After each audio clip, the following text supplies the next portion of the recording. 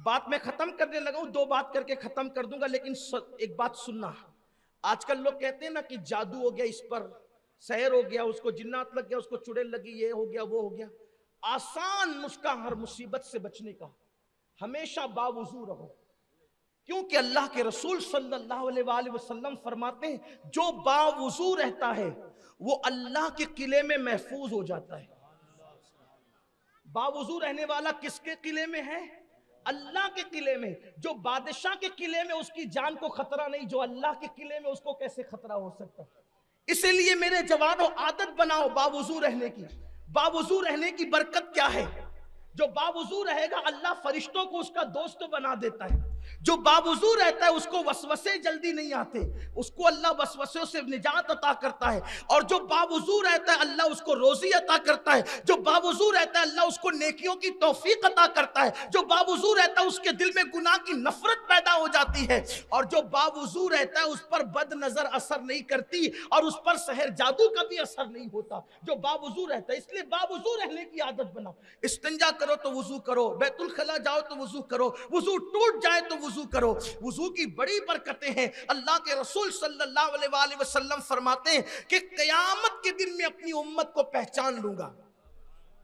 आका ने क्या फरमाया? क़यामत के दिन में अपनी उम्मत को पहचान लूंगा। तो सहाबा ने कहा, या रसूल अल्लाह, वहां तो सारे नबियों की उम्मत होगी, आप अपनी उम्मत को कैसे पहचानेंगे? आका फरमाते हैं, अगर काले घोड़ों में किसी के सफेद घोड़े खड़े कर दिए जाएं तो क्या वो सफेद घोड़ों का मालिक अपने घोड़ों को ना पहचानेगा? हुजूर बिल्कुल पहचानेगा। तो आका फरमाते, क़यामत के दिन भी मेरी उम्मत की आज़ाए वुजू 14वीं रात के चांद की तरह चमक रहे होंगे। मैं उनके चमकते हुए आज़ा को देखकर पहचान। इसलिए वुजू कसरत से करो। दूसरी और आखिरी जो बात कहने चला था वो ये जो रिश्ते हो रहे हैं ना, सिर्फ गोरा लड़का चाहिए और जो है वो ऊंचा चौड़ा चाहिए, ये चाहिए वो चाहिए, ये सारी बातें दिमाग से निकालो। अपनी बेटियों की तरबियत ऐसे करो, कलर कैसा भी हो, लेकिन सीरत और किरदार और कैरेक्टर में वो मुसलमान होना चाहिए। मुसलमान का मतलब क्या? ये टोपी पहन करके 2 रकत नमाज पढ़ने वाला जुमा का वो जुमा वाला मुसलमान नहीं, और सिर्फ गोश्त खाकर मुसलमान बनने वाला मुसलमान नहीं। मुसलमान का मतलब क्या? वो चले तो इस्लाम झलके, वो बैठे तो इस्लाम झलके, वो बोले तो इस्लाम झलके। कैसा? देखो मुसलमान कैसे थे। मुसलमानों की पहचान क्या थी? चंद यहूदियों से बड़ा इस्लाम का कोई दुश्मन नहीं दुनिया में। चंद यहूदी एक रास्ते से जा रहे हैं, तो रास्ते में उन लोगों ने देखा कि बीच रास्ते में पत्थर पड़ा हुआ है।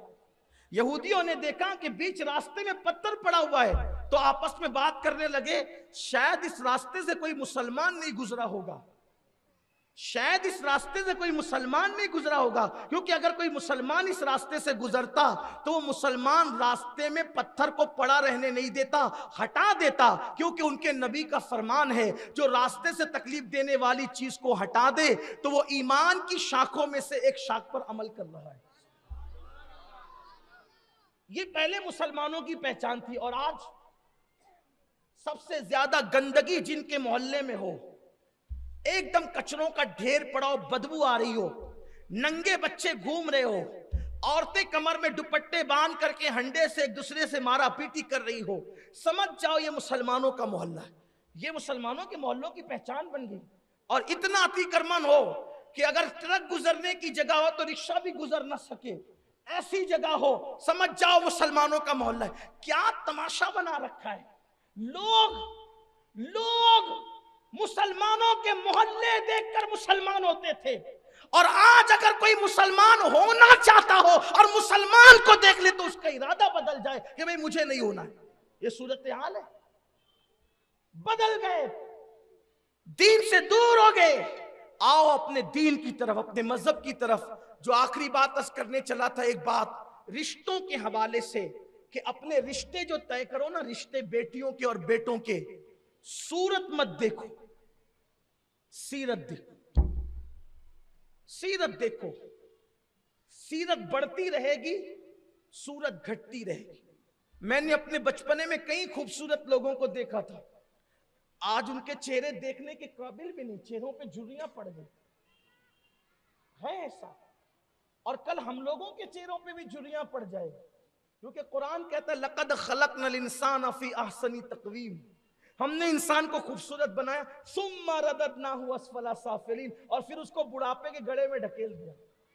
उन बूढ़ों से जाकर के पूछो ना जिनको बुढ़ापा आ गया, उन बूढ़ों से जाकर पूछो जिनको बुढ़ापा आ गया, किसी के घुटने में दर्द, किसी की कमर में दर्द, किसी के पैर में दर्द, खांसते खांसते पूरी रात गुजर जाती है। जो अपनी रातों को आवारगी और अय्याशियों में गुजारते थे, आज वो रातों को मौत मांग रहे हैं, चादरों के अंदर छुप छुप कर रो रहे हैं। पोते को आवाज देते तो पोता बोलता है दादा बाद में आता हूं, बेटे को आवाज लगाते तो बेटा बोलता अब्बा बस तुमको यही पड़ी रहती है। बोलो ऐसे दर्दनाक बुढ़ापे से लोग गुजर रहे कि नहीं गुजर रहे? मेरी कौम के जवानों, जाते जाते ये मेरे दिल का दर्द मैं तुम्हारे दिल पे मुंतकिल करके जाना चाहता हूं, सुन लो। अगर जवानी में आवारगी करोगे, जवानी में अय्याशियां करोगे, जवानी में अल्लाह की नाफरमानी करोगे, जवानी में खुदा की कुदरत को चैलेंज करोगे, जवानी में ना अल्लाह रब्बुल इज्जत की नाफरमानी करके अल्लाह के अजाब को चैलेंज करोगे, तो अल्लाह बुढ़ापे के अंदर वो दर्दनाक उम्र देगा कि मौत मांगोगे तो मौत भी नहीं आएगी, इज्जत जाएगी, बिस्तरों में छुप छुप करके रोगे। उस वक्त इबादत करना चाहोगे तो इबादत की तौफीक भी नसीब ना होगी। लोग सोच रहे होंगे ये बुढ़ा जल्दी मरता भी नहीं। ये सूरत हाल सबके साथ पैदा होती है। इसलिए जवानी में आवारगी ना करो, जवानी में अय्याशी ना करो।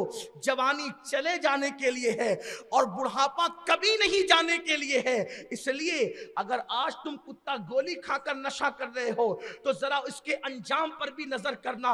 आज जवानी के अंदर पानी में आग लगाओगे तो एक दिन ये जवानी जरूर ढल जाएगी। अगर जवानी के अंदर तुम ज़िना के अड्डों को आबाद कर रहे हो, मस्ती मजाक में डूबे हुए हो, तो ये जवानी चली जाएगी। जवानी बहुत मुख्तसर वक्त के लिए आती है, जवानी बहुत शॉर्ट टाइम के लिए आती है। ये जवानी जाएगी। 16 साल से जवानी शुरू होती है और 40 साल पर ये खत्म होने लगती है। अल्लाह अकबर। इतने मुख्तसर वक्त के लिए जवानी आती है, इसमें आवारगी न करो खुदा के लिए। मगर वो जवान जो अपनी जवानी को अल्लाह की इबादत में गुजारे, वो जवान जो अपनी जवानी को पाक दामनी में गुजारे, वो जवान जो अपनी जवानी को नशे से बचते हुए गुजारे, वो जवान जो अपनी जवानी को जुल्म से बचते हुए गुजारे। यानी आजकल के छोकरे 16, 16, 17, 17 साल के कुत्ता गोली, शराब, दादागिरी, गुंडागर्दी, एक दूसरे को मारपीट, बकरी पर झगड़ा होता है और किसी का कत्ल हो जा रहा है मालेगांव। क्या हो गया? बकरियों से ज्यादा क्या इंसान की जान कीमती नहीं है? मेरी कौम के वो लड़के अगर ये समझते हैं कि मैं अपनी जवानी की कुव्वत की बुनियाद पे इसको दबाऊंगा, उसको दबाऊंगा, उसको कत्ल करूंगा, तो सुन लो, जिसने एक इंसान को कत्ल किया गोया उसने पूरी इंसानियत को कत्ल किया। आप कत्ल को समझते क्या है? काबतुल्लाह को अगर शहीद किया जाए, माअज़ल्लाह सुम्मा माअज़ल्लाह, काबतुल्लाह की हुर्मत से खिलवाड़ किया जाए तो अल्लाह उतना नाराज नहीं होता जितना किसी मुसलमान के कत्ल से अल्लाह नाराज होता है। लोगों ने मुसलमानों की एक इंसान की जान को बहुत हल्का समझ लिया और जवानी के नशे में इतने डूब गए कि छोटी छोटी बातों पे तलवारें चल रही हैं। मैं तलवार चलाने वाले लड़कों से कहता हूं, एक दिन तुमको भी बुढ़ापा आएगा, तुम भी जवानी से एक दिन छुटकारा लोगे। और जवानी तुम्हारी मर्जी से नहीं जाएगी, जवानी आती भी अल्लाह की मर्जी से और जाती भी अल्लाह की मर्जी से है। हमने बड़े बड़े दादा लोगों को देखा कि बुढ़ापे के अंदर उनको कोई पूछता भी नहीं, घर के अंदर जलील होकर के बैठे। मैंने देखा ऐसे लोगों से मेरी मुलाकात हुई, मेरा हाथ पकड़कर नाम ले सकता था, लेकिन गीबत करने नहीं बेटा, आपकी इस्लाह करने बैठा हूं। नाम लूंगा तो गीबत होगी। मैं किसी मुसलमान की इज्जत से खिलवाड़ करने नहीं आया, इस्लाह माशरा के नाम पे मैं किसी की इज्जत उछालने नहीं आया। मुझे तो आपको नसीहत करना है सिर्फ। एक बहुत बड़े हमारे शहर के दादा बुढ़ापे में जब वो बीमार थे, मैं उनसे मिलने गया। मेरे साथ मेरे एक साथी और भी थे। दाढ़ी सफेद हो गई थी, चलने की ताकत नहीं थी, शराब पी करके सारी दौलत को खत्म कर दिया था, बच्चे लूम चलाते हैं, बाहर खाट पे पड़े हुए थे। मैं गया, मेरा हाथ पकड़ के रोने लगे और कहा इतनी दुआ कर दो कि अल्लाह मुझे माफ कर दे। मैं देर तक के उनके हाथ पकड़कर दुआ करता रहा कि अल्लाह इनकी मगफिरत करे, अल्लाह इनको माफ करे। क्यों? इसलिए कि हम गुनाहों से नफरत करने वाले लोग हैं, गुनहगार से नफरत करने वाले नहीं। वो अगरचे गुनहगार था लेकिन था मेरे अल्लाह का बंदा, था मेरे नबी का उम्मती। मुझे क्या हक था कि मैं उससे नफरत करता? अगर डॉक्टर मरीज से नफरत करने लगे तो फिर इलाज किसका करेगा? डॉक्टर ने तो मरीजों से नफरत नहीं करना, मोहब्बत करनी है। तो हम लोगों को भी चाहिए कि हम गुनाह से नफरत करते हैं, गुनहगार से नफरत नहीं करते। हमें शराब से नफरत है, शराबी से नफरत नहीं। हमें चोरी से नफरत है, चोर से नफरत नहीं। हमें जिना से नफरत है, जानी से नहीं। हम उसको बचाना चाहते हैं, समाज में नई जिंदगी देना चाहते हैं, उसको समाज में खड़ा करना चाहते हैं। हम तो ये कहते हैं कि लोगों के धंधे गाहकों से चलते हैं और उलमा की जो नशिस्तें सजी हुई है वो गुनहगारों की वजह से। अगर गुनहगार मुकम्मल नेक हो जाएं तो हम नसीहत की महफिल किसके पास जाकर के सजाएंगे? अम्र बिल मारूफ और नहीं अनिल मुनकर का फलसफा किसके सामने पेश करेंगे? तो मैं दोनों हाथ पकड़ करके उनके लिए दुआ करता रहा और मैं कहता रहा कि बाबा आप भी मेरे लिए दुआ करें। फिर उन्होंने एक जुमला रोते हुए कहा, बेटा, उन्होंने मुझे कहा, बेटा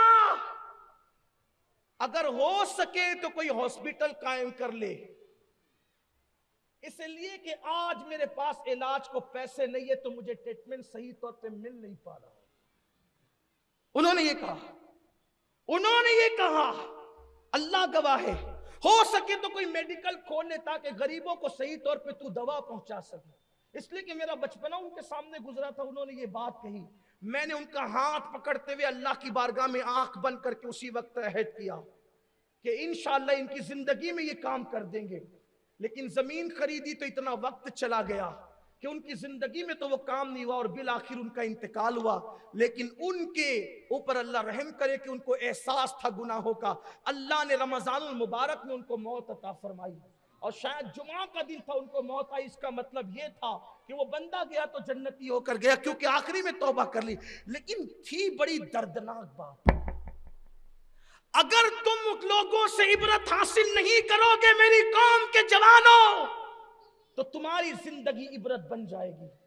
जवानी में तो जो चाहे कर लो, लेकिन बुढ़ापा तुम्हें भी आना है, हमें भी। अगर जवानी नेक बन करके गुजारोगे इंशाअल्लाह बुढ़ापा काबिले रश्क होगा।